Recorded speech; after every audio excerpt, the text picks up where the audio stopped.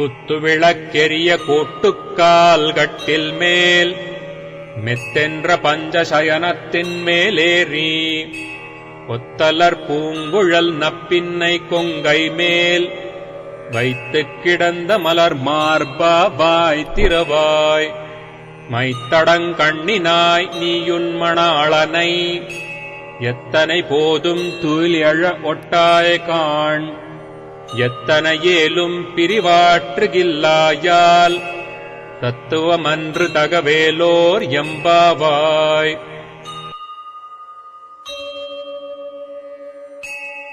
ఈ 19వ పాసురం యొక్క భావము అంతరార్థము ఏమిటి ఇప్పుడు తెలుసుకుందాం. ఈ పాసురం యొక్క భావం ఏమిటంటే, గుత్తి దీపపు కాంతులు నలుదశలా వెలుగుచు ప్రసరించుచుండగా ఏనుగు దంతములచే చేయబడిన కోళ్లు గల మంచం మీద అందము, చలువ, మార్దవము, పరిమళము, తెలుపులనే 5 గుణములు కలిగిన హంసతూలిక తల్పముపై పవలించుచుండు గుత్తులు గుత్తులుగా వికసించిన పువ్వులచే అలంకరించబడిన శిరోజములు కలిగిన నీలాదేవి యొక్క స్తనములను తన విశాల వక్షస్థలంపై వేయించుకొని పవలించి ఉన్న ఓ స్వామి, నోరు తెరిచి ఒక్క మాట అయినను మాట్లాడకూడదా? లేక కాటుకచే అలంకరింపబడిన విశాలమైన నేత్రములు కల ఓ నీలాదేవి, జగత్స్వామి అయిన శ్రీకృష్ణుని స్వల్పకాలమైనను పడక విడిచి బయటకు వచ్చుటకు అనుమతింపుకున్నావు. క్షణమైనను శ్రీకృష్ణుని విశ్లేషమును సహింపజాలవే. ఇది నీ స్వరూపమునకు నీ స్వభావమునకు తగదు. నీ వల్లే మేము కూడా అతనికి అనన్యార్హ శేషభూతులమే కదా. కాన కరుణించి కొంచెం అవకాశం ఇయ్యము తల్లి.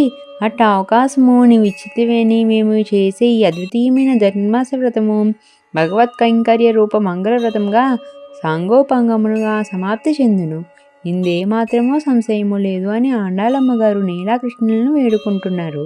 దీని అంతరార్థం ఏమిటంటే, స్వామిని కీర్తించడానికి వచ్చామని తన సుకుమారమైన చేతులకున్న గాజుల మధుర ధ్వనితో తలుపును తెరవమని నీలాదేవిని ఆండాళ్ళ తల్లి ప్రార్థించింది ముందు పాసురంలో.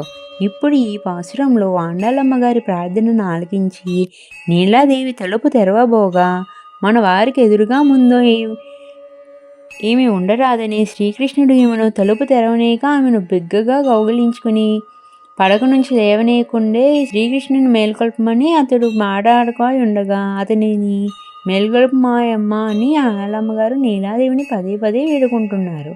ఇంకా మరెన్నో పాత్రల యొక్క భావాలు, అంతరార్థాలు తెలుసుకోవడం కోసం మా ఛానల్ని సబ్స్క్రైబ్ చేసుకోండి.